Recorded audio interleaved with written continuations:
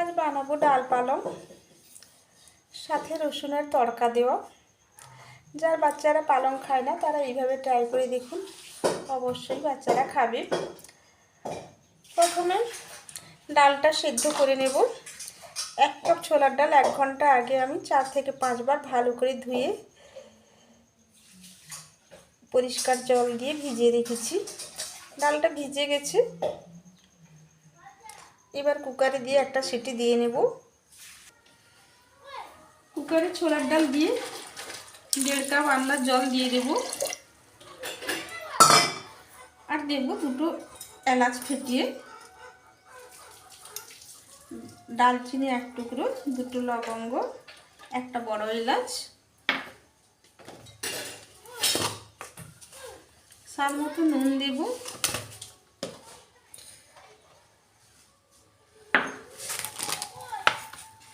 আর দেব 1/2 চামচ আন্দাজ তেল। এবার ঢাকা লাগিয়ে দিয়ে একটা সিটি দিয়ে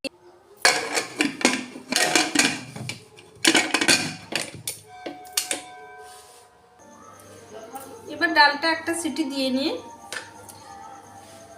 ডালটা অনেকক্ষণ ভেজানো ছিল সেজন্য একটা সিটি দিয়েছি। আধ ঘন্টা আগে ভেজালে 2টো সিটি লাগতো, ডালটা যাতে গলে না যায় সেজন্য একটা সিটি দিয়ে নামিয়ে নিয়েছি।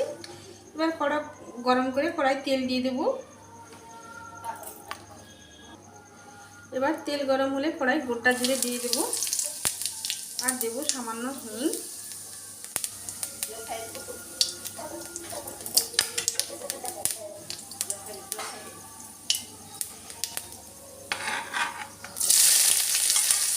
এবার জিরে থেকে শুকনো গন্ধ বেরোতে শুরু করলে দিয়ে দেবো কুচনো পেঁয়াজ।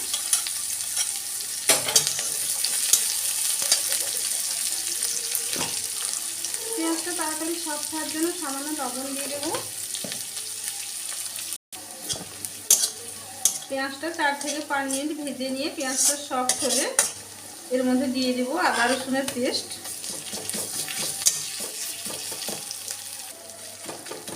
এবারে রসুন আদা একটু কষে নিয়ে এর মধ্যে দেবো কাঁচা লঙ্কা কুচো, আর দেবো টমেটো কুচো।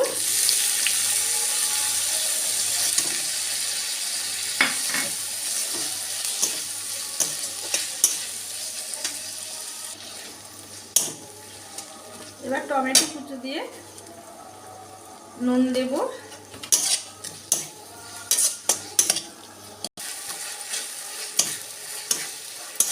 এবার টমেটো একটু কষে নিয়ে এর মধ্যে দেব লাল লঙ্কার গুঁড়ো, 1 চামচ ধনে গুঁড়ো, সামান্য হলুদ গুঁড়ো,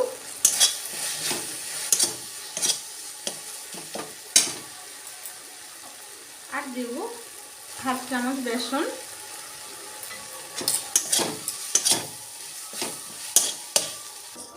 এবার গুঁড়ো মশলা দিয়ে ভালো করে কষিয়ে নিয়ে পালংটা দিয়ে দেব। পালংটাও মিহি করে কুচানো আছে।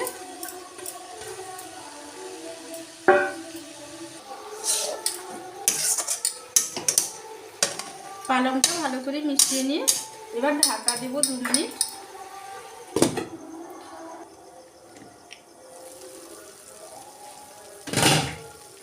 এবার পালংটা 2 মিনিট কষিয়ে নিই। এর মধ্যে ডাল দেব। ডালটা গোটা আছে কিন্তু সুন্দর সেদ্ধ হয়ে গেছে। ডালটা গোটা গোটা রাখতে হবে, ডালটা একদম ডালটা গলে গেলে এই রেসিপি ঠিক হবে না।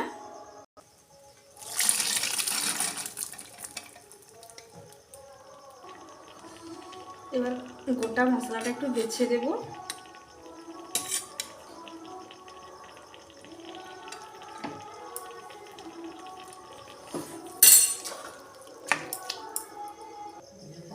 ডাল দিয়ে আবার 1 মিনিট ঢাকা দিয়ে দেব।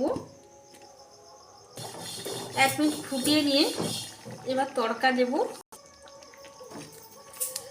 যে বেসনটা কেন দিলাম, বেসন দেওয়ার জন্য খুব সুন্দর ডাল গাঢ় হয়েছে, কিন্তু ছোলার ডাল ঘাটেনি। এবার তড়কার জন্য ঘি গলিয়ে নিয়ে দেবো গোটা জিরে, রসুন কুচো,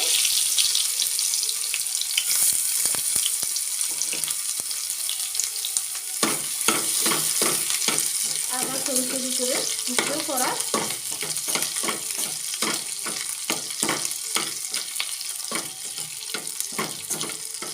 আঁচটা বন্ধ করে দিয়েছি, না হয় পুড়ে যাবে।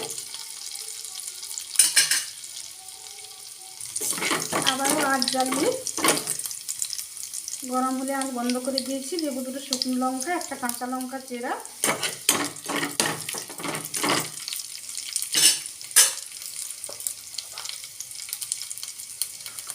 আর দেবো লাল লঙ্কার গুঁড়ো।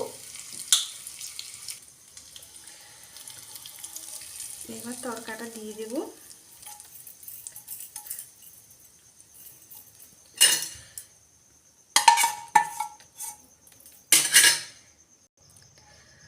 রসুন তরকা দিয়ে পালং ডাল রেডি।